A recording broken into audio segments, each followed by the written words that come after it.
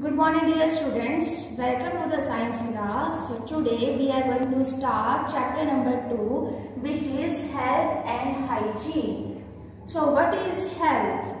Health is a state of being free from illness. And what is the hygiene? Hygiene are those practices which helps in ensure the cleanliness and good health.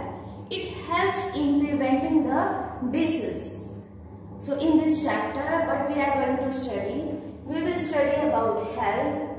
We will study about components of food. It includes different type of nutrients which are carbohydrates, fats, proteins, vitamins and minerals.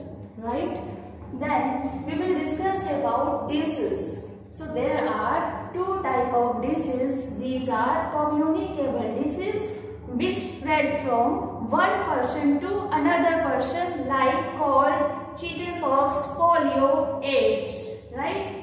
And what is non-communicable disease? The disease which do not spread from one person to another person, like beriberi, anemia and goiter and venomous, right? Then there we will discuss about spread of communicable disease. What are the different means of spreading of communicable disease? Then we will discuss about prevention, right? So let's start with our. So what is health? Health is a state of complete physical and mental well-being, right? When you are physically and mentally fit, then you will be considered as healthy person, right? If you are physically fit but not mentally fit, then you will not considered as healthy person. In the same way, if you are not physically fit but mentally fit, then again you will not considered as healthy person, right? So to stay healthy, what should we do? We should have balanced diet. We should protect ourselves from disease, exercise regularly and maintain hygiene and take proper rest and food, right? So let's discuss components of food. So we eat different kinds of food and which give us energy. So food give us energy to grow, to play, to work and to make our body healthy and strong. So our food contains different type of nutrients. And what are nutrients? Nutrients are the important part of our food which makes us healthy and strong, right? So there are different type of nutrients present in our food. These are carbohydrates, fats, proteins, vitamins and minerals, right? So let's discuss one by one. So carbohydrate. So carbohydrate gives us a lot of energy. The people who do heavy physical work, they need carbohydrate rich food because it gives a lot of energy. And carbohydrates are of two types. These are sugar and starch. Carbohydrates rich food are potato, corn, rice, banana and honey. So these contain carbohydrates, right? Next is fat. So fat gives us a lot of energy, but it gives more energy than carbohydrates, right? That's why we should not consume excess fat, and it makes us fatty if we consume excess fat and leads to many diseases like diabetes and heart disease, right? That's why we should not consume excess fat. Butter, ghee, vegetable oil, all these contain fat, right? So let's discuss about proteins. So proteins are called bodybuilding food because it helps to build our muscles and it repair the damaged tissues of our body. So chicken, eggs, fish, pulses, soya bean, all these contain protein, right? Next is vitamins. So vitamins also called protective food because it helps our body to fight against disease, right? That's why we call it as protective food. And our body requires a little amount of vitamins. And like lack of vitamin causes many kind of diseases like beriberi, scurvy and night blindness. Next, so minerals keep our body fit and healthy. It makes our bones and muscles strong and maintain the normal functioning of our body, right? And we get minerals from green leafy vegetables, eggs, fish, milk and salt. There are different type of minerals like calcium, iodine, phosphorus, iron, right? And from green leafy vegetable we get iron. And you know iron helps in the formation of our blood. And lack of iron causes anemia. That's why we should consume food which contains minerals. So that's why we call vitamins and minerals as a protective food. Besides nutrient in our food, there is roughage and water also, which are equally important as nutrients. So what is roughage? Roughage is a fiber that are present in our food and helps in removing the undigested food from our body.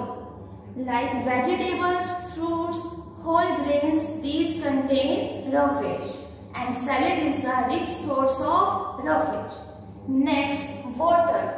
Water is a prime requirement of our body. Almost 3/4 part of our body contain water. And it helps in removing our body waste through sweat and urine. So that's why we should drink more and more water, almost 6 to 8 glasses every day. And when our food contains proper amount of nutrients or roughage and water, that is called balanced diet. That is called balanced diet. Okay. So for convenience and for healthy eating, the foods of balanced diet are divided into 4 parts. These are cereal group, vegetable and fruit group, milk group and protein group, right? So in cereal group, those food items comes which contain carbohydrates and minerals. And like rice, chapati and bread, so these contain carbohydrate and minerals. That's why they come in this group. Next, vegetable and fruit group. So in these, those food items come which contain minerals, vitamins, roughage and water. And fruits and vegetables come in this group. Milk group. In this, protein, fats and minerals, especially calcium, are included. So milk, cheese and curd come in this group. Next, protein group. So these contain those food items which are having proteins and fats like meat, fish, beans and egg.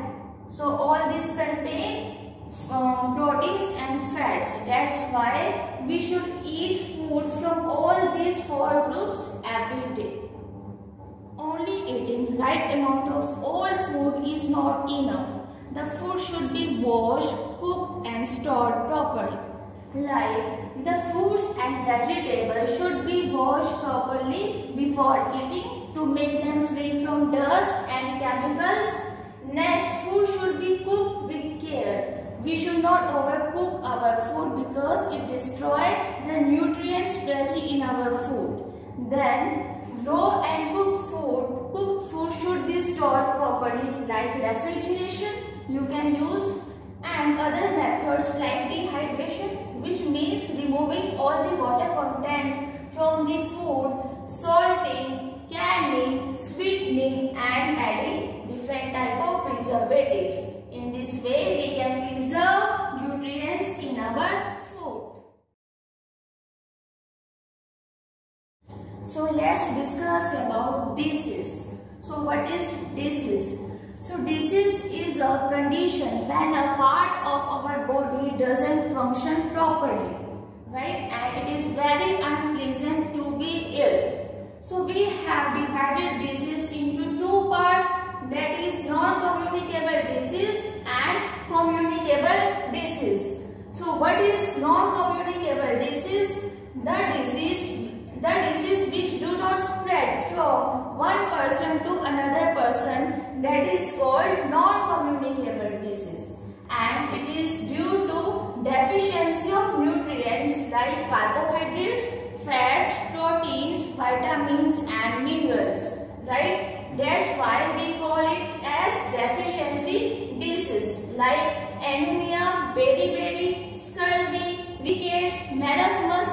So all these are non-communicable disease. Next, communicable disease, the disease that spread from one person to another person.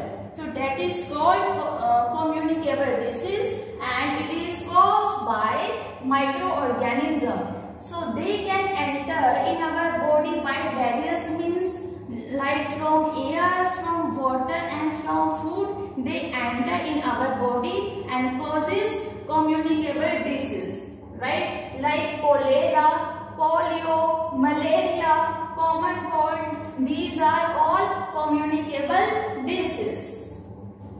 So these are some non-communicable diseases. As we have discussed, non-communicable diseases are also called deficiency disease because it is due to the deficiency of nutrients like proteins, carbohydrates, fats, vitamins and minerals, right? So here are some deficiency diseases, and this disease caused by deficiency of these nutrients. There are symptoms of this disease and what kind of food should be consumed to avoid this kind of disease.